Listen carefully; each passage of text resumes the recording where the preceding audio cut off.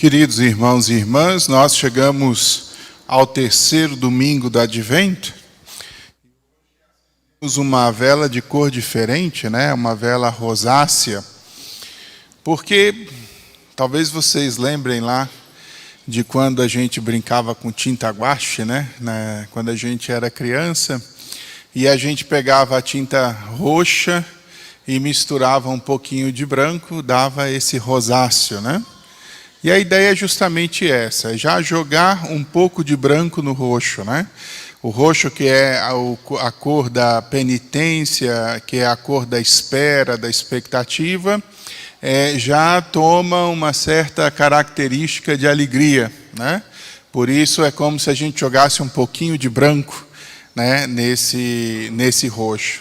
Só 2 vezes no ano a gente utiliza essa cor litúrgica, né? Hoje, no domingo chamado Gaudete, e durante o período da Quaresma, também 2 domingos antes da Semana Santa, que a gente chama o domingo Letare, né? Os 2 domingos têm o mesmo sentido de alegria, né? De anúncio, de antecipação de algo importante, novo, bom que está chegando. Por isso, a profecia hoje de Sofonias dá o tom da nossa celebração. Cantai com alegria. A alegria é o Gaudete, né? Então, a ideia é exatamente por que a alegria? Porque o Senhor, de fato, o nosso Rei, se estabelece. E esse Senhor é nosso Senhor Jesus Cristo. E acho que hoje convém que a gente fale um pouco da coisa da alegria, né? Existe uma diferença entre a felicidade e a alegria, né? Porque a felicidade corresponde muito mais a um estado, né? E a alegria corresponde a um sentimento. Por que nós nos alegramos, né? Por que nos sentimos alegres? Eu vou recorrer a São Tomás hoje para falar um pouquinho dos nossos afetos, porque acho que é importante, às vezes a gente acha umas coisas curiosas na Suma Teológica. Talvez a psicologia já tenha avançado um pouco nisso, nesse discurso, mas São Tomás fala dos afetos e fala de uma maneira interessante, porque como que ele vê os afetos?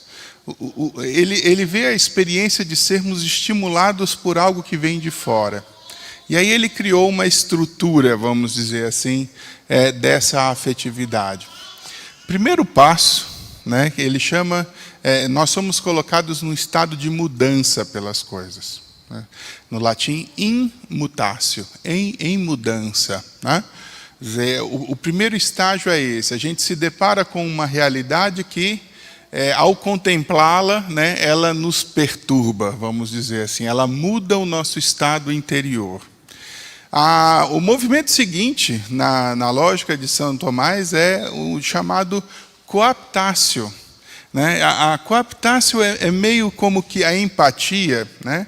Onde nós, ao vermos aquela realidade que nos desperta, nós fazemos um processo de verificarmos as coisas, né, que naquela realidade nos agradam, nos causam empatia. Então, nós somos estimulados por uma realidade, depois nós criamos uma certa vinculação por aquilo que é semelhante, né? Por coisas que nós nos identificamos naquela realidade. Na sequência, ele fala do desejo, né? O desejo é a complacência, o amor de desejo, né? A palavra desejo é uma coisa interessante porque ela já revela aqui a intêncio, né? A intenção, né? O desejo é já um querer, né?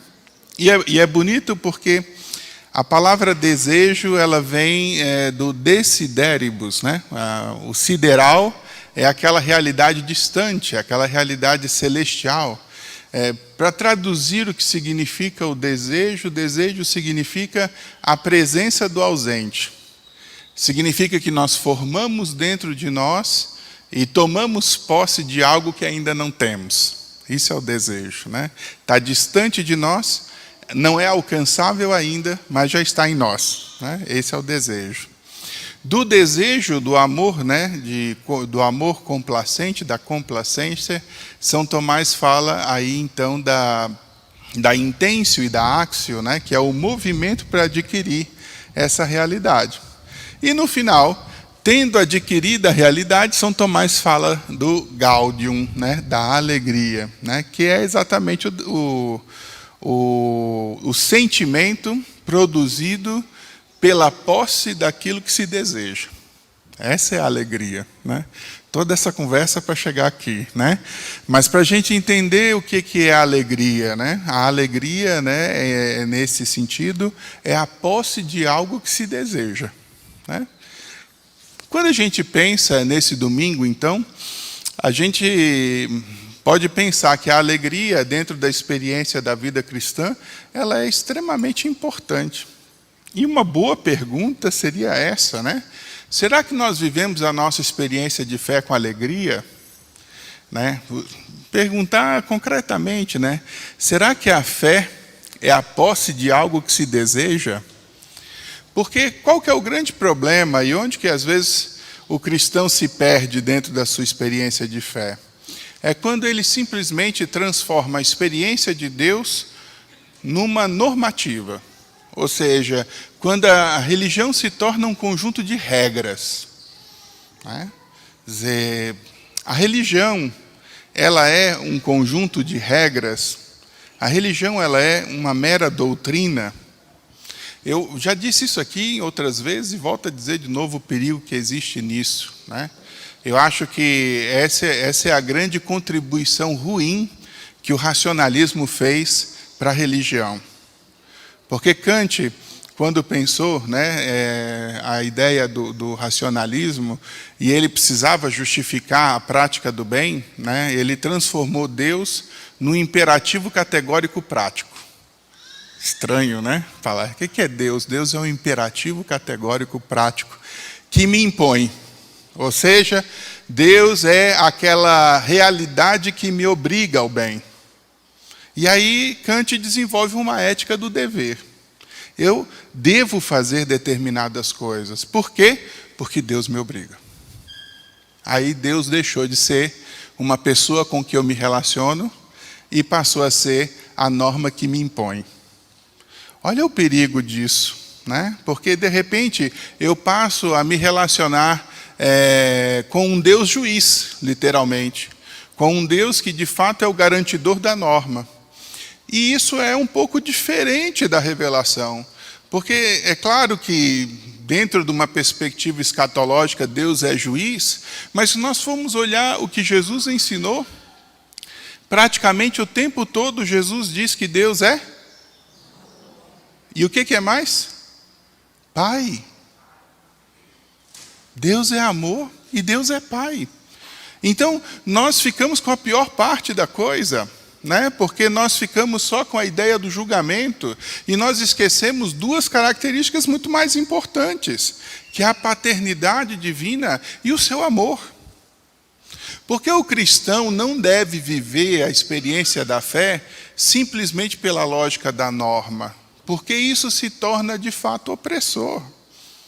Né? E o Cristo não é um opressor, né? E Deus não é um opressor.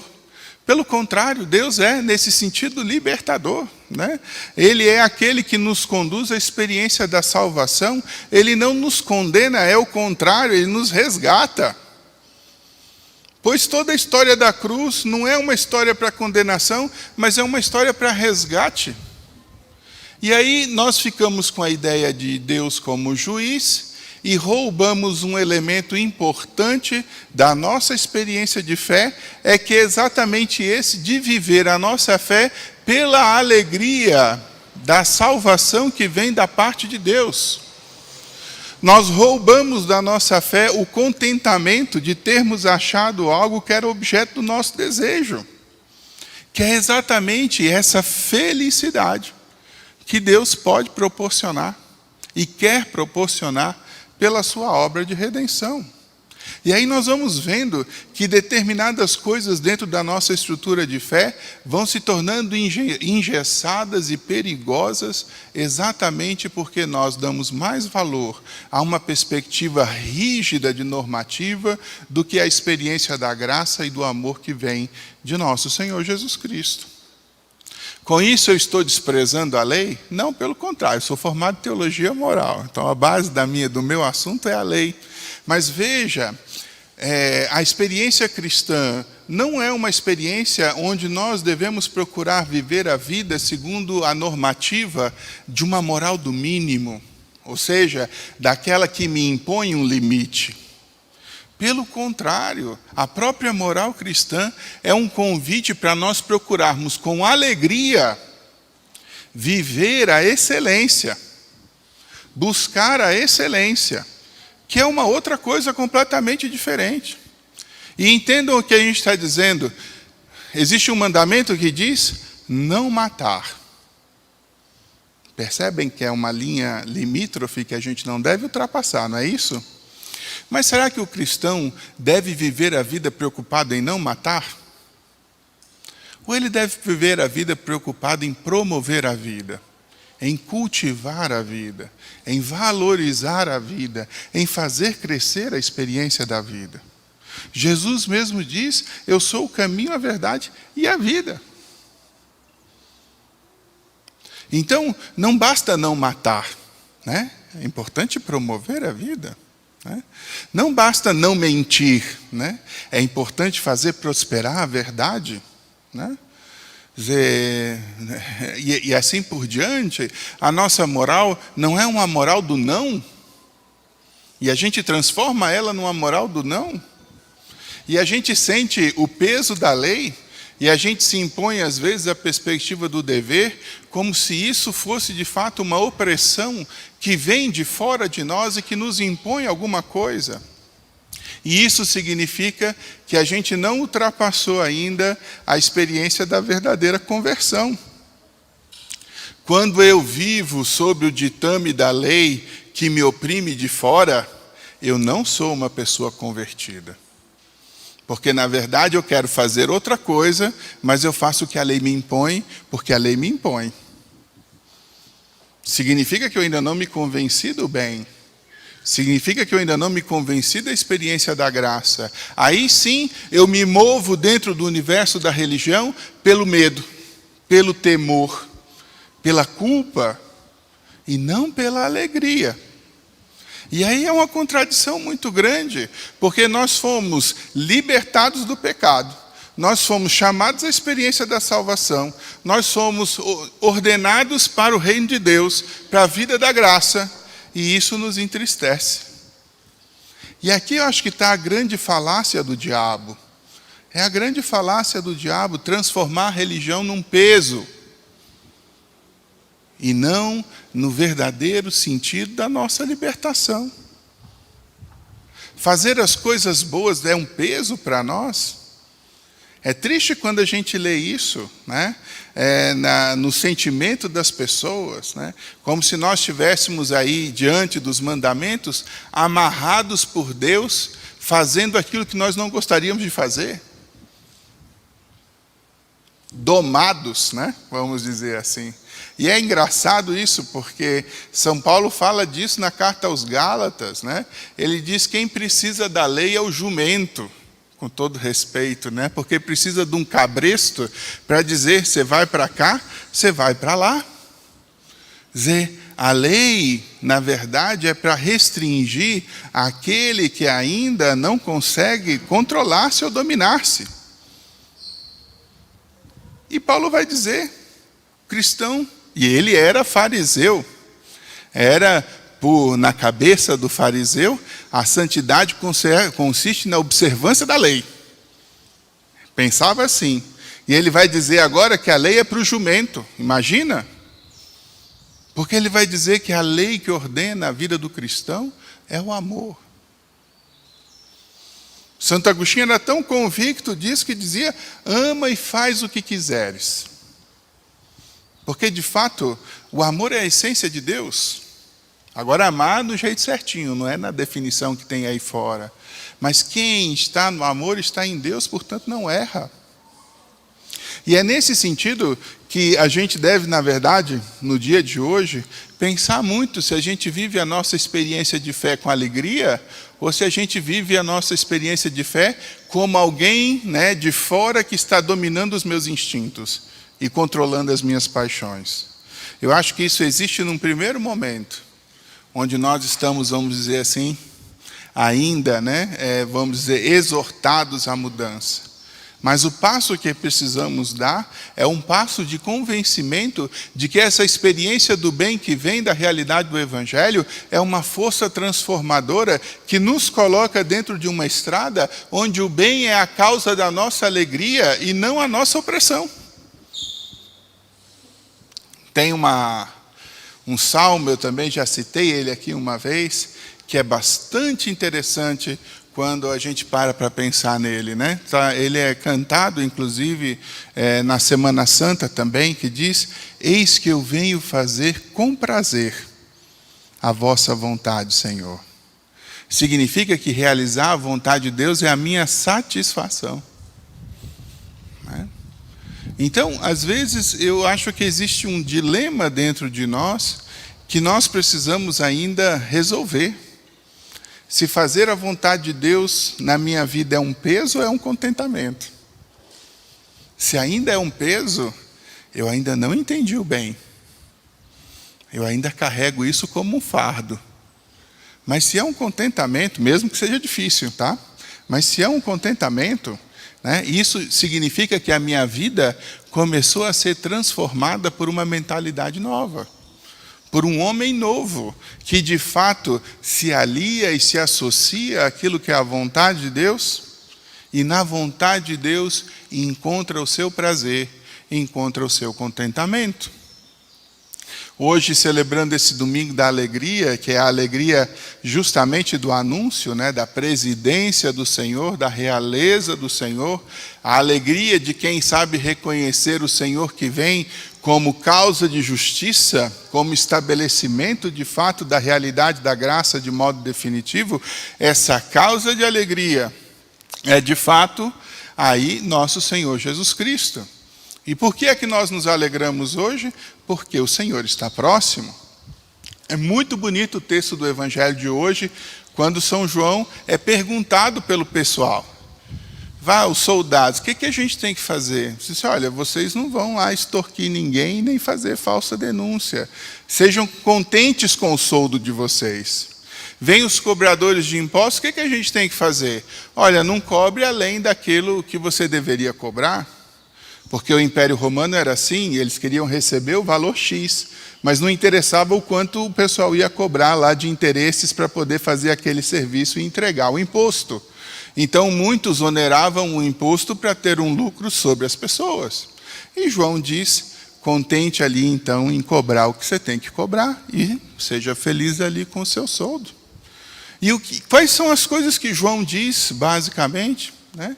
Que a gente procure na experiência da nossa vida ser justo, ser correto, ser bom. Essa realidade muda com o Evangelho? Não. Jesus continua dizendo: sejamos justos, sejamos corretos, sejamos bons. A causa da nossa alegria é exatamente o quê? Né? O motivo pelo qual nós somos justos, corretos e bons. Por quê? Porque nós encontramos aquilo que era o objeto do nosso desejo, que é a experiência da comunhão com Deus. Por que é que nós fazemos essas coisas? Por que é que nós somos corretos? Por que é que nós somos justos? Por que é que nós somos bons? Porque nós encontramos e experimentamos Deus na nossa vida. E essa é a causa da nossa alegria. É por isso que nós fazemos essas coisas. Por isso hoje, queridos irmãos e irmãs, façamos brotar no nosso coração essa alegria. Se vocês já são corretos, justos e bons, sintam-se alegres, porque essas são coisas que vêm do Senhor. Porque o Senhor vem exatamente para estabelecer um reinado de justiça, um reinado de bondade, né? Um reinado de correção. Nós estamos alegres de fato porque aquilo que nós procuramos viver, né, se estabelece em nosso Senhor Jesus Cristo.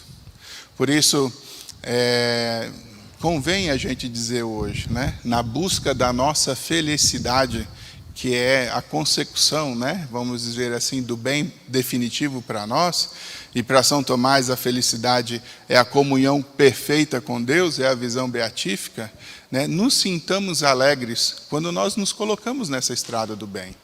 Nos sintamos felizes quando nós, na nossa vida, procuramos a experiência da correção, né? Nos sintamos aí também reconhecidos por Deus quando procuramos praticar a justiça.